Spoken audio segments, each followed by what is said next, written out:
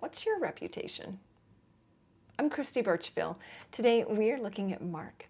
We're studying through this chapter 3, and it's really exciting to see all the incredible things that Jesus is doing through this chapter. The verses we're looking at today are really two. There's multiple verses, but there's two stories. So verses 7 through 19.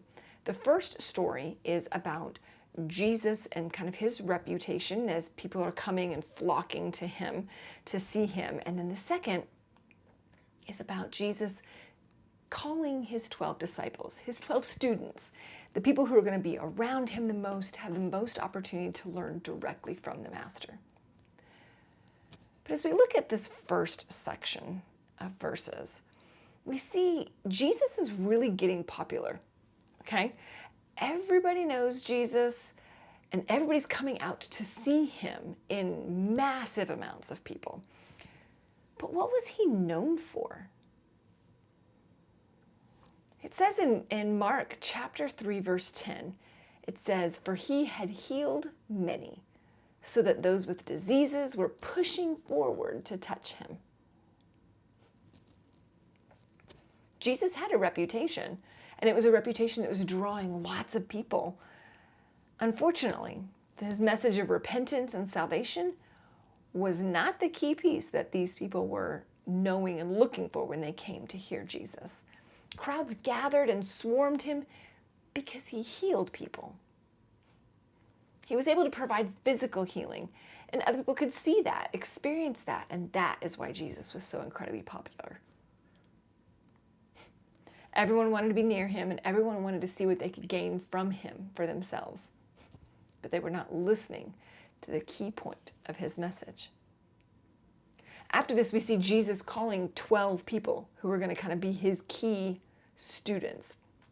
And I really think part of that is in response to all of these crowds, because they weren't getting the message. And he wanted to make sure that there were those key 12 people who truly understood, truly got the message of why Jesus was even here in the first place. Now, Jesus had a reputation, and we do as well. Our reputation is based on how other people view us. We have a say in our reputation, but it's ultimately down to what other people think about what we do and what we say.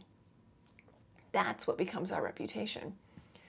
We can try to influence that, and it should be based on what we've been doing and how we've been doing it.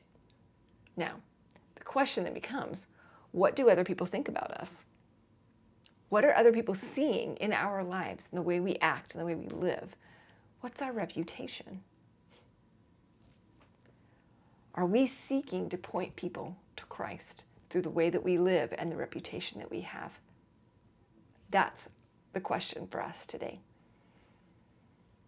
Make sure that you check out the link in the description below. It'll take you to the entire playlist for this whole series, so you can check out everything we have on Mark so far. And then make sure you subscribe. We'll continue through tomorrow. We'll see you then.